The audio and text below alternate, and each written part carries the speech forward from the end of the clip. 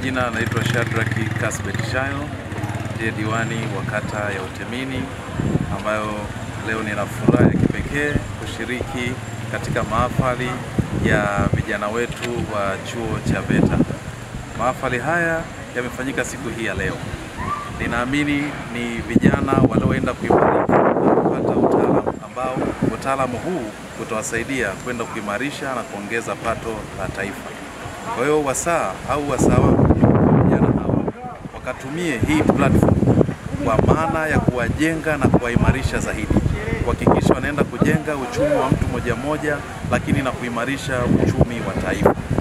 Wasia wangu kwa vijana wajitokeze kwa wingi, kwa sababu platform hii inaenda kuwaimarisha zaidi na kuhakikisha inakusanya vijana wengi wa taifa la Tanzania ili waweze kupata ujuzi ambao ujuzi unaenda kubadilika na kuwapa ajira ya ukiwa kama kiongozi ama diwani wa Utemini ambao ni diwani kijana, hawa wanafunzi waliohitimu masomo yao katika chuo cha VETA wana ujuzi mbalimbali katika fani mbalimbali.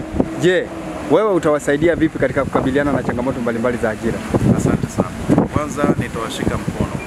Kwa maana gani? Nikimaanisha kwamba kuhakikisha kwamba wanahudhuria yale mafunzo ya muda mfupi ya miezi mitatu, lakini pia na mafunzo ya muda mrefu, tukimaanisha yale ya miaka mitatu katika kozi zote. Nitahakikisha na kwa karibu na walimu wao kwa ajili ya kuhakikisha wanapata taaluma nzuri, lakini pia na kuendelea kutoa ushauri kwa vijana mtaani waendelee kujitokeza kwa wingi kwa ajili ya kupata mafunzo yatawaimarisha wao waweze kujikimu kwa kujitegemea wenyewe kutokana na ujuzi wanaoenda kupata kutokana na VETA.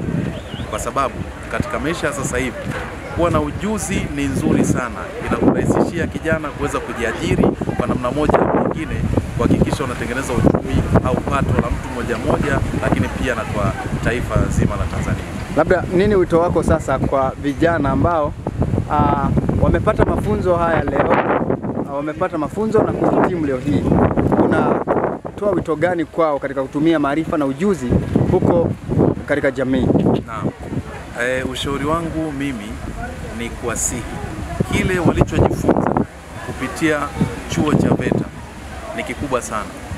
Wasiende kurundika ujuzi wao na kuupeleka sehemu nyingine kana kwamba wakaukalia ule ujuzi. Wajitahidi ule ujuzi wanaoenda walioupata wakautumie vema kwa kuhakikisha kwamba wanajenga uchumi wao na pato la moja moja. Wasikubali kurizika, wajitokeze na kuomba nafasi katika taasisi tofauti tofauti, kwa sababu ujuzi waliopata moja kwa moja wameweza kutunikiwa vyeti. Hivi vyeti vitawasaidia wao kupata ajira, lakini pia na